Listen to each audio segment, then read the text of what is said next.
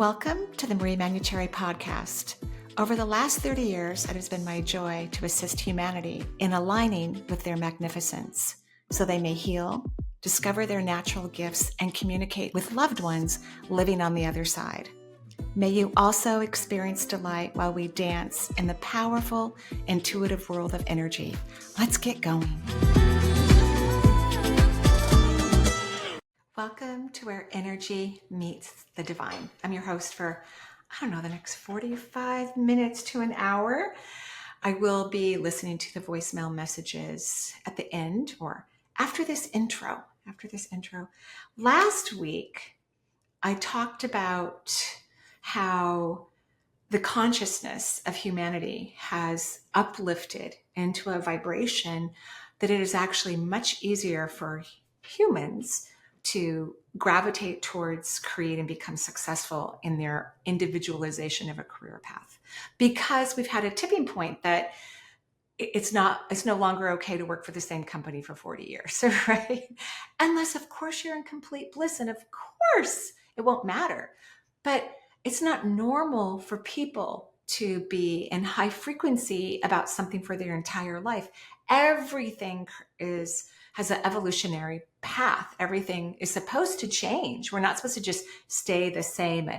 And of course, I'm talking about work, but I mean this in all aspects of our lives. I sometimes get very curious, and not in a positive way, when I meet people who tell me their best friends have never changed since like junior high. I'm like, wow. Now, the truth is that maybe everyone in their friend group has had incredible awakenings and has done a ton of inner work. And so they've had this relationship where they can be together and grow. That could be true, but probably it's not. Most people don't, stay in the same group and continue the same behaviors. They don't change. They just continue the same behaviors.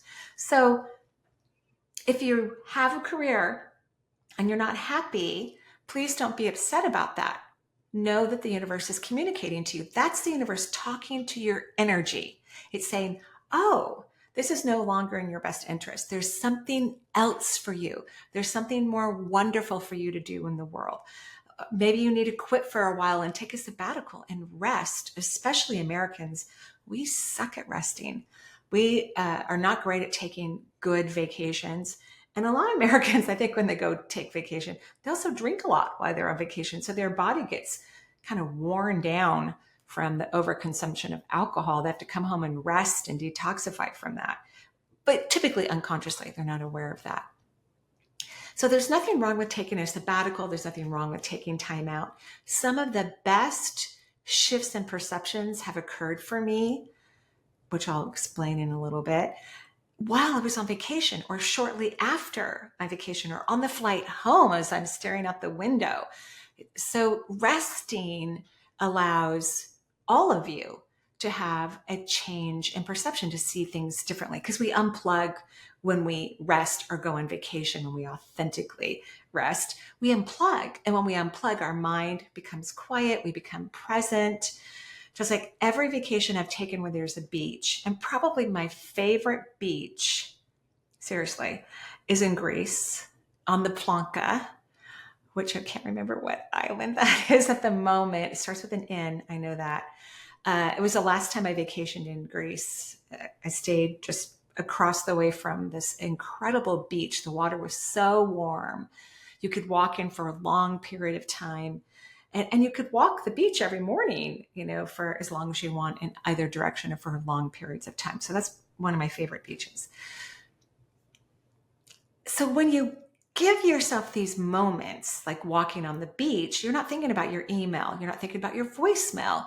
You're not thinking about what's going on at home. If you have traveled to rest and reflect and have some fun and just let go, these are the moments where you let go consistently. You really surrender, you get out of the way, and you allow more of your natural insights, your natural creative abilities, your natural connection to the divine, which is your higher self, your God consciousness, your genius. You allow yourself to tap into that. And when you tap into it, because you're not trying to do all these other tasks, you become a receiver of knowledge, you become a receiver of energy, you become a receiver of new perceptions. And if you could just take that energy, hopefully you've journaled it down so you remember while you're sitting on the beach having your decaf Americano at 5:30 in the morning. Hopefully you remember to write it all down so that when you get home, you can read your journal and go, oh yeah, I was in a magical place. I was definitely aligned to myself. I felt nature, which is creation, by the way. And I was inspired. Wow, I need to pay attention to this inspiration. Instead of like, well, I was on vacation.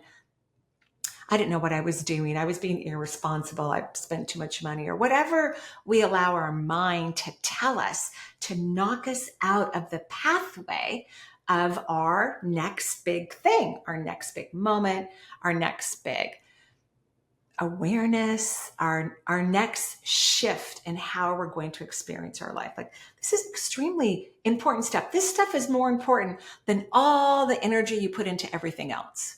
What we're talking about right now is 100,000 times more important than making sure that you answered all your email this coming week.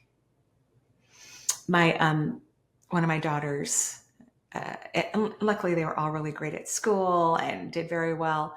But I think she was in high school, my middle daughter, and she was studying for her test. I think it was calculus. It's probably an honors class. And she was really worried about it. She was afraid she might get a C in the class, and she had never received a C at that point. And I said to her, she came to me, she's so stressed and she's so worried. And I had been trying to get her to surrender, let go, get out of the way. Let's not overthink or process about this. And she wasn't capable of doing it at that time on that topic. But I said to her, I hope you get a D. And she went, oh, how could you say that? And I said, because if you get a D, you're going to see that the world's not going to fall apart. Nothing's going to go wrong. You're going to be okay. You're still going to be an amazing, wonderful person. And you do need to learn to surrender and get out of the way. So in a way, I'm saying all of that to you. I hope you get a D in answering your email. I hope you get a D in finishing all your chores. I hope you get a D in your list that you're checking off all day long. I want you to learn to be present with yourself, because that's where the radar is. The radar of ding, ding, ding, ding. What's next? This incredible lover, this incredible vacation, this incredible wealth-making idea, this incredible vocation or hobby, or something of that nature. It's going to happen in the surrender and the letting go. So if you don't make these other tasks so incredibly important, you're going to start vibrating your energy in more of a profound frequency. It doesn't mean you have to ignore your life and not finish certain tasks, but maybe you'll do them at the right time, at the perfect right time for you, where you have the most amount of energy, where it could get done faster, where let's say you've got a list to go shopping and you wanted to get it done by Friday, but really the sales are going to be on Sunday that week and you don't know it. But if you followed your own energy, if your energy was saying, ugh, I do not want to go shopping on Friday, but you have this list that you wrote down and for some reason it's your new Bible and you have to follow it, which is going to lower your vibration, keep your frequency away from happiness, and deplete your subatomic particles in your own body, because you're forcing yourself to do something that is unnecessary. It's not the right time. If you start to follow that energy in these daily task ideas, then you're going to show up at the right grocery store at the perfect moment. You're going to show up at the dog store to get all the pet food that you need at the perfect moment. The universe has your back.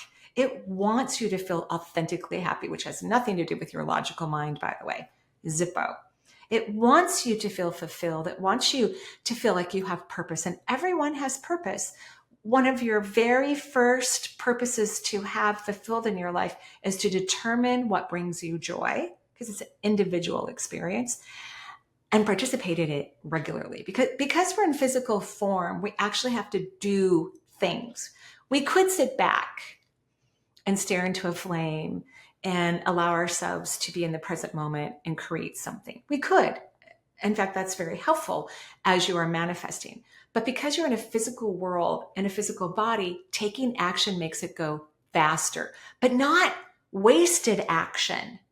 not that, but the action that feels good. Like what I just said about, don't go to the grocery store if you don't feel like it. There's no reason to go at that time. You probably have enough food in your house. I know I always do. Even when I think, oh, I need to go to the store, all I have to do is look around my fridge and my pantry, and there's plenty of food for me to eat. In fact, I spent a couple of days eating that food that's been sitting around that's probably going to expire so that I can, go to the grocery store and buy fresher food, different food than what I had at home.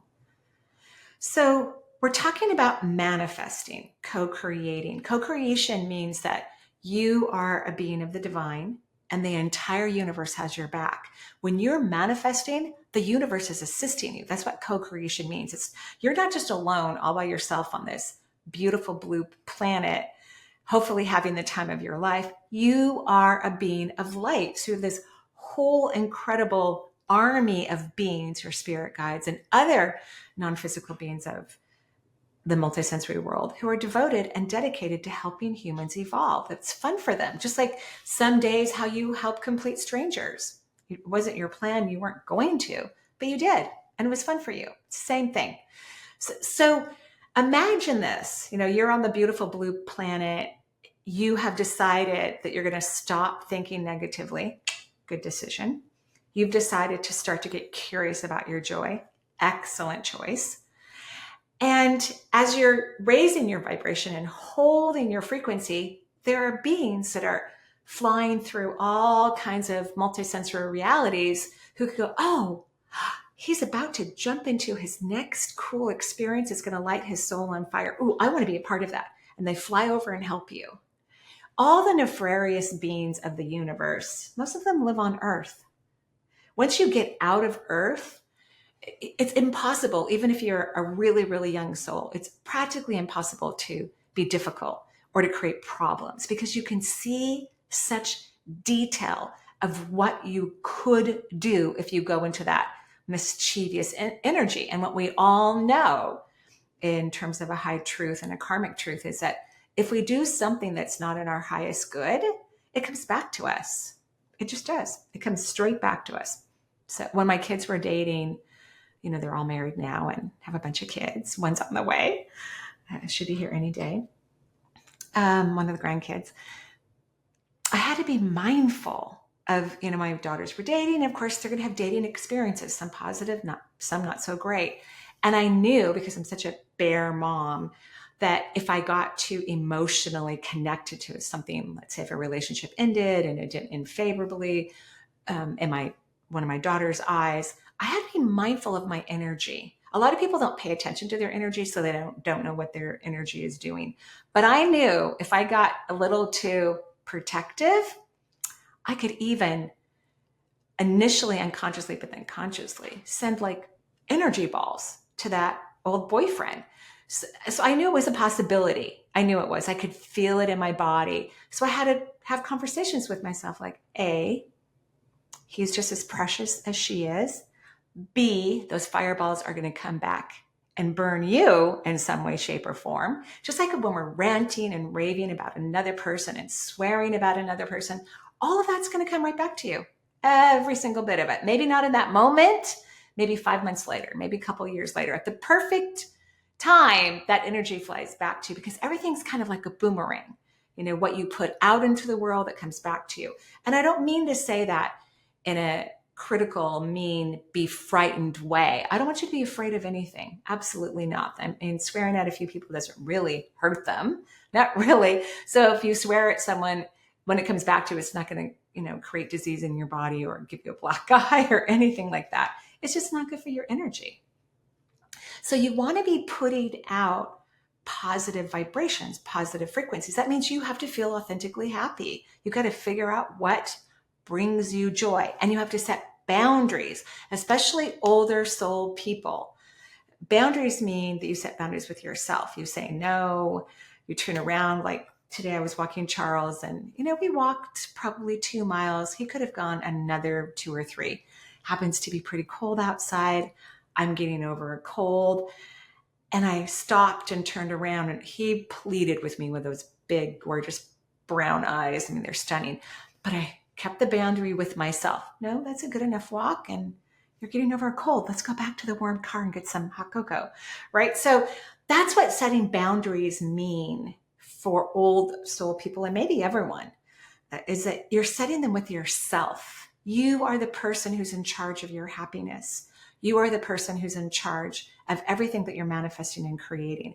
And everything has already been created. What that term means, every time you hear a spiritualist say that, is that you could desire anything and it's already here. The difference between it existing in your reality is, can you feel like it's already here? Can you feel that way? Can you allow yourself to feel that way? Can you be in the vibration of this thing that you want, even if you don't know exactly what it looks like or how it could possibly come about? Because that would be a waste of your energy trying to figure those things out. The universe wants to do one thing in particular every day for you, and that is surprise you. It wants you to be surprised. It wants you to be delighted. It wants you to be in awe. So you couldn't figure it out, and nor should you ever try, because then you're eliminating the aspect of surprise. Okay, those are some of my thoughts. I'm going to go ahead now to our voicemail lines. So if you've never left a voicemail for me, you can go to energyintuitive.com, go to the podcast page. There's instructions, and you also get a free self-hypnosis meditation. It does take several months for me to answer your question, because thankfully, many people have left voicemails, which brings me great joy. So thank you everyone for doing that. Don't stop, because I truly enjoy this podcast. It brings me great joy. Okay, here we go. What makes living so special? What makes my life special? What would make me more special? And to interact more with my wife and understand why we act the way we do. Why do opposites attract so well? And if my opinion is valid. This is Jeffrey, because I can see his name on my screen. So that's what my assistant wrote in there, Jeffrey. So, Jeffrey, first of all, I disagree. I do not think opposites attract at all. I don't think so. I think that's a myth. I don't think it's true at all. I think the more you are alike, the better you attract. I do think the one thing that would be great in terms of opposition is that you don't share the same wound. So everyone has a wound, which just is a misconception of who we are or what we deserve. It's not an actual festering, deep knife wound inside of our soul or our body. It's just a misperception. Everything's about perception. So when people share the same perception that scares them and freaks them out, like some people have a fear of being abandoned, that could be physically or emotional. They should not be with another person who has that same fear, that same misperception of their worth or their value, or the fact that you can never be abandoned because you're a part of creation. So you're always with creation and your higher self and yourself, which is probably the best relationship anyone could ever have in terms of developing, is the one you have with yourself. It's the most powerful one I've ever experienced, quite frankly. So I don't believe opposites attract at all. I think that is a myth. I think that you have to be on a similar page. You have to have similar aspects of kindness, similar aspects of compassion, similar aspects of honesty. I think you have to be very similar in that way. Otherwise, what happens when those things don't exist, then we have one person in the relationship, and we're talking in your case, Jeffrey, romantic partnerships. We have one person over compromising, over giving, not in alignment with their own belief system. And after a while, that gets really old and tired, and a lot of people have resentment. If they've been the over giving person, the one who compromised all the time, they're going to start to resent their partner, and then they're going to leave. Or at least I hope they do. I truly hope they do. Because we can't make other people change. And I think it's an unfair thing to ask another person to change so that we can be happy. People should change because they want to change, because it's exciting for them.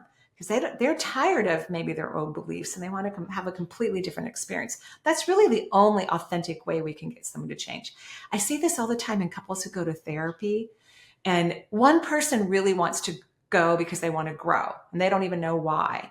And they're having a hard time, let's say, in their marriage or their union of some sort. And their partner has no idea that how to change and doesn't even know that what the problem is. And this is their problem because their partner's not happy, but they have no idea how to fix it. So they agree to go to therapy, but they have no desire to grow or change. So it's really a waste for that one person who's not ready to grow. And there's nothing wrong with not growing. Like, there's nothing wrong with it at all. So I disagree with your comment. I had an astrologer once say to me that you can tell when you're with someone, this was their metaphor, who could be a good match for you. Is, let's say you're lying in bed together and you look up at the ceiling and you see the very same shade of beige, because there are a lot of shades of beige, and the lighting can change it too. So we really need to be very similar. That's what makes relationships last long. Your other questions, I think, are so interesting. I mean, if you don't know what makes life special, this is something you need to figure out on your own. It's a very personal thing in terms of how you could make your life special or believe that it is.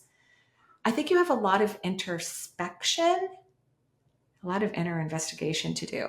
These are things I can't answer for you. That last question was the main reason why you called me, by the way. That's what I think anyway. Okay.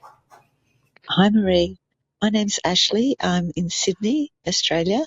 Wondering about my partner's situation and whether he will get to go overseas to do the work that he needs to do. I feel that there's a lot of stuckness there, and not quite sure how to help with that. Like everybody, I think I'm trying to sort of consciously work on raising my awareness, raising my energy, and increasing that. And if there's anything that you can see in terms of healing requirements, can you please let me know? Thank you, Marie. God bless you. Take care. Bye. Thank you, Ashley. I don't think you should be thinking about or worrying about or trying to take care of your partner. This is his deal. It has nothing to do with you. And I think that's where you have, although I don't like the word stuck, but you have some energy that keeps circulating in this pattern of you taking care of him or trying to fix things for him. He's a grown adult. It's his job to fix it. And if things don't work out his way, oh well. So I would love it if you fired yourself from being the referee in this relationship, because that's how I see you. Refereeing the relationship, refereeing him, refereeing his life. I know you're doing it to help him, but I want you to stop, fire yourself, and let's find out what happens to you when you do. Because anyone who referees, and I refereed in my children's fathers and our relationship, I was the referee. I did everything I could to make everybody get along. and when I stepped out of it, they don't get along. There's nothing we can do about it. They just don't get along. And that's actually more powerful than trying to get along at such a deep level and having this, false impression about whom you're relating with. So you need to get off the soccer field, take off your black and white jersey, and retire from refereeing. Then you can find out all the amazing, incredible things about you and your life and make him responsible for his, because he actually is the only person who is responsible for his life. Everyone's responsible for their existence. So that's what I recommend for you. I hope that's helpful. Hi, Marie. My name is Victoria. And the question that I have for you is a general reading. If you see or sense anything in my energy aura, anything that you think would be helpful for me. And also if you see any strength in my energy field. And I'm also doing your self-hypnosis almost every day. And I'm just wondering if there are any messages that my guides trying to send me. And I would love to get to know them, like how many of them, how do they look, how do they smell, how do they feel, are they fun? Just any information about them, if you have, will be amazing, because I really like to connect to them and deepen my relationship with them. And thank you so much. You're very, very welcome, Victoria. So I'm just going to tell you about your guides because that's what came to me. I think you have 7/8. Like that means that You could have 7 and you're about to go into 8. And 8 is like, I wish I had 8 spirit guides. It is like the planet Jupiter. It's very fortunate to have 8 guides. It's the affinity sign. And people who have 8 guides are lucky. So whether you have 7, almost 8, or you have 8 right now, I want you to start feeling fortunate and lucky. That would be incredible. Your guides are very interesting. They're really hard workers, which probably means you're a hard worker yourself. But there's another component to them. Um, they're religious. Now, you don't have to be religious. That's not necessary. One of my guides looks like a Jesuit priest wearing this burlap robe that looks dusty and stinky and itchy. But he told me when I saw him and I was, asking him about his attire, he said that he looked like that because I was a lot more spiritual than I realized. And that really helped me to, ding, ding, ding, ding, ding onto my spirituality. So when I see your guides who look like nuns and priests and people who are devoted to the church, which is interesting, like Catholicism, like in Spain, because I'm not seeing current Earth, I'm seeing Earth maybe, a couple thousand years ago. And I see these devoted people caring for a community. Now, I'm not saying you have to go care for a community, but you need to recognize that you have something very divine inside of you. So if you could embrace your spirituality the way some people embrace religion, like they're just so devoted to it. They go and pray every week. They go to mass. They read the Bible. And again, I'm not saying you have to do any of those things at all. I want to be clear. But what if you approached your spirituality that way? I mean, I read spiritual text every day. I talk to creation every single day. I pray every day. I have tons of gratitude, which is the true aspect of prayer. Yeah. So fascinating. You may have even been someone in a past life who walked with Christ when he was on earth, because he was a transformer of energy to help humanity start to begin the evolutionary process to move away from, conflict and war, because we've had war on earth for an extremely long period of time. In fact, this is the most peaceful we've ever been. Yeah. I mean, scary, but true. Even when pockets of the world were not at war, hurting other people publicly was common. And we only have that in a few areas of the world where it's legal to do that. So yeah, that's what I'm saying for you. Okay, thank you. Hi, Marie. My name is Elisa, and I'm from Connecticut. I've been an astrologer since the age of 12, mostly for friends and family, and occasionally for clients. As I'm nearing retirement, I'm thinking about developing an astrology practice. Do you think this would be a good idea? And if so, what can I bring to people that other astrologers are not offering? Elise, you're the second person to ask me about an astrology career, which is like in the most recent month. It's pretty cool. I think we need all kinds of people who are going to bring new awareness to others. Like, I'm so excited about Neptune, and I'm not an astrologer at all, but I love astrology. An astrologer who read for me once based on my chart said, I probably was an astrologer in previous lifetimes. I just love it. I think it's very cool. Anyway, I'm excited about Neptune because I really didn't know that much about this huge outer planet that actually has a huge effect on us because it stays in a particular sign for 14 years approximately. So mine's moving into my 9th house, which I've read is pretty cool and a good placement for Neptune. So I'm excited for that.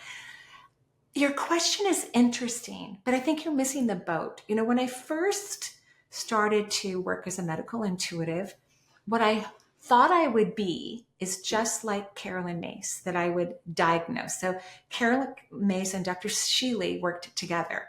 So Dr. Sheely I think he was an orthopedic surgeon. I don't know if he's still alive. I'm assuming he is.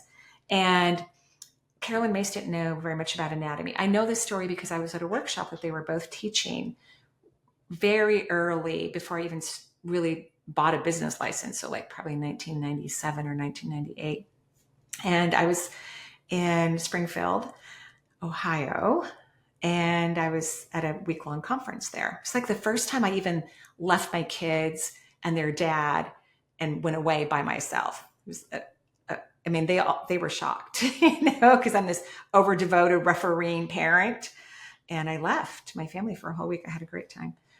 And so Dr. Sheila Lee and Carolyn Mace were telling this story. And so she would get impressions, and I'm sure she had all kinds of experiences, but the way she described how she worked or had worked, because she wasn't doing private readings at that time, is that she would see an organ and she would sketch it, but she didn't know what it was. And Dr. Sheila would go, oh, that's the pancreas, or that's the spleen, so they worked together, at least in that capacity I know of. There could have been many other capacities that they worked together as well.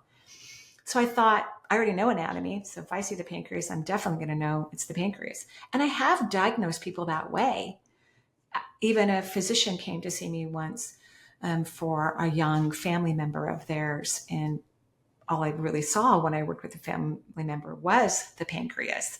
And the medical team that was working with this family had done every test that they could think of, but they had not looked at some genetic health issues with the pancreas. So because I said the pancreas, they were able to diagnose this young family member and get the correct treatment for a genetic disease, which is lovely.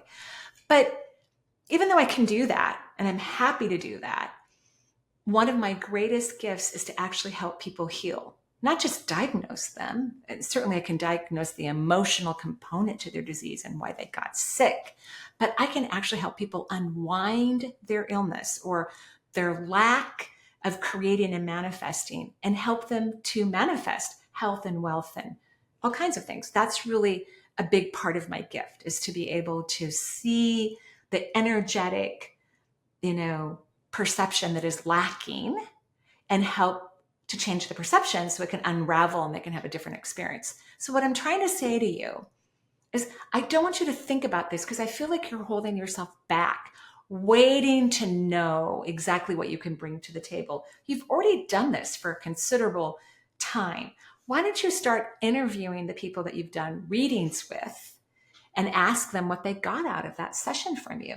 And I also think that if you just start, please go be an astrologer and start doing readings for people. I also think if you start doing it without thinking whatever limitations, because I brought up that limitation that I had initially, because I think you have some limitations about what you think you have to do to be a successful astrologer. I think people are so talented beyond anything they could possibly know, maybe even more so talented than what we know of people who already exist in their same careers. I think that everyone brings something beautiful to the table, and everyone has something stunning to share that can be beneficial for humanity. Do it for your own joy. Do not do it to help others. That's critical and important. I'll talk about that later. It's critical and important not to do things to help others. You will. If you do it for your own joy, you will help others. That's just the rule. That's the rule. Okay, I hope that was helpful. Thank you. Hello, Marie. My name is Claudia, and I'm calling you from Germany. I would like to know what I'm supposed to do for humanity in this world. I'm 58 years old. Yeah. And I have been on a developing path since 2017. And I'm feeling now that something is happening with me. Yay. And I feel more and more energy and see more and get words in my mind. But I still don't know what should I do for humanity. Right. And the only thing I want you to look into my energy and how can I, or what can I do better to get a more clear contact to the divine, to the white sister I have seen in my dreams and in my travels. I would very much appreciate if you can give me a hint. Have lots of love and continue your very delightful work, and I'm a big fan of you. And yeah, maybe I have to do an education, energy healing or whatever, Sure. but you will see.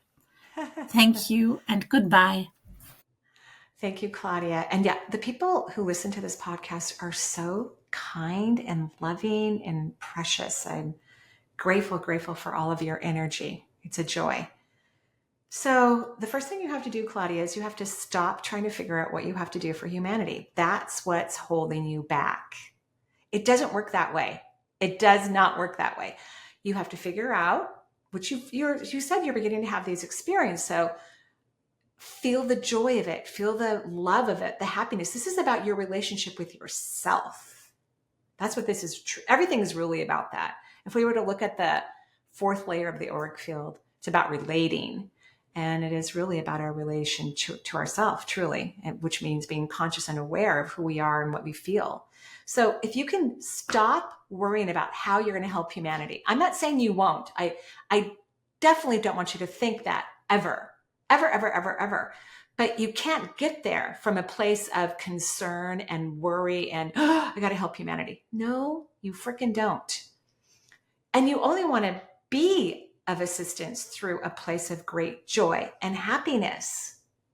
So you have to focus on what are these things that you're experiencing and developing and starting to have an awareness of.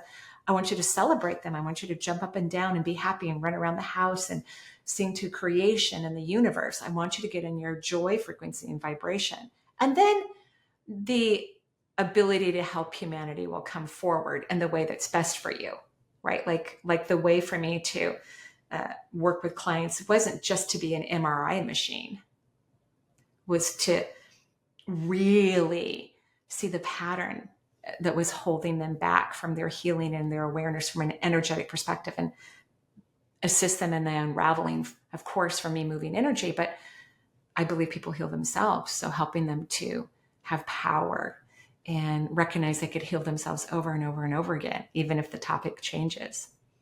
Okay. I hope I got through to you on that. Give up on, I got to take care of humanity. No, everybody has God. Everyone has spirit guides. Everyone has angels. You're fired. Just figure out and play with, you're already figuring out, but play with in complete abandon pleasure these things that are happening to you. That's how you get to the consciousness that you're looking for. Okay. Today I decided I would change my mind at the last second before I hit the button, and ask you a question, not health related, but more in my future with doing what I love to do versus doing a job, a career that I thought I had love and passion for still, and I do, but it tends to weigh a lot heavier on me now versus when I think about if I could create, and knowing that we can create our realities and shift into something that is just pure joy, and that we have more, we take the reins on. And I'm wondering if you feel, as I look around the room that I'm in now, and it's just full of beautiful things that I absolutely love. And I wonder if you see something specific in my future, correct, course wise, as far as like, changing course, but still, helping people find ways of helping themselves, but just shifting it from being such a corporate job to something that I feel I've had the dream and the vision for since I was a teenager. And what I would love to drop big hints on what that is. But I also would love to know if you actually just feel it. But I love plants, crystals, animals, all things beautiful, nature, energy work. I love it all, and I always have. I can't think of a time in my life where that wasn't just like normal for me, where I just always knew that these were things that existed for us, and that we're all a part of. So I would love to know if you see anything in my future when it comes to that versus what I have been doing. And I'm been really, really successful at what I do career-wise, and I have loved it and will always have passion for it, just in a different way I'm feeling. So that would be awesome if we come to the same conclusion. So I hope you're having a beautiful day. The sun is out in the Pacific Northwest. So coming to the same conclusion isn't necessary in this conversation with you at all. It's not. You already discovered something that you love. Just don't open a bookstore. I don't recommend that for you, even though you love all the shiny things. What you really need to work on is your changing your perception to believe that you can create wealth no matter what you do in the world, even if you do nothing. That's what you need to work on, because what's held you back, besides the fact that you did the job that you've been very successful at for a while. And I know you still like it. Like, I still miss the hospital, but could I work in a hospital? No, I couldn't work really in healthcare unless I absolutely had to. Like, I had no other way of creating wealth for me. Then of course I could go back. I kept my license active until just a couple of years ago. So I did all the CEUs for the last 24 years, even though I hadn't worked in healthcare as a nurse, as an RN for, since 2000. So that's what you need to work on. Because it doesn't really matter what you do. You know how to be happy. You know how to be fulfilled. Anyone who's had a successful job, which to me a successful job means you also loved it. You loved it. Now, remember, at the beginning of the show, I said, we're not meant to love everything forever. I mean, maybe some people, maybe younger souls a little bit, but in order to grow and expand, your love's going to change, especially in the career factor. So your job is to recognize that you can be just as successful, just as happy, just as fulfilled, financially comfortable by doing something that now brings you joy, just like the other thing that you are still doing used to bring you joy. That's the universe talking to you. So here's the picture the universe is showing me right now, which I think is hysterical. It shows me you sitting on a toilet and not getting off. You've already pooped or peed. And I'm a nurse, so I love poop and pee, right? We like that stuff. We like body fluids. You've already pooped or peed. You've wiped yourself. Everything's ready, but you won't get off. I can see your skirt or your pants dangling by your ankles, and you won't get off the pot. Like, you already know all this. You're super smart. You're very intuitive. You already know all of this. You could work anywhere in the intuitive world if you wish. And when I say wish, what you wish for is the one that makes you the happiest, whatever's the most fulfilling for you. And that can be many things. I'm a medium and an energy worker, right? And also highly psychic, which I think those things all go together. Get off the pot, flush the toilet, walk away, learn how to have a different relationship with wealth so that you're not stuck on this limited perception that is not accurate at all for any human being living on Earth right now. It's not an accurate perception to believe that we can only create what we want through certain streams of activities. That's again, a false perception. It's inaccurate and it's wrong. That's what you need to work on. Get off the pot. Okay, everybody, it was lovely hanging out with you for these last 47 minutes. It was a joy. Thank you again for leaving me your voicemail messages. I love it. I love it. I love it. And I will talk to you soon. Try for blessings. Bye-bye.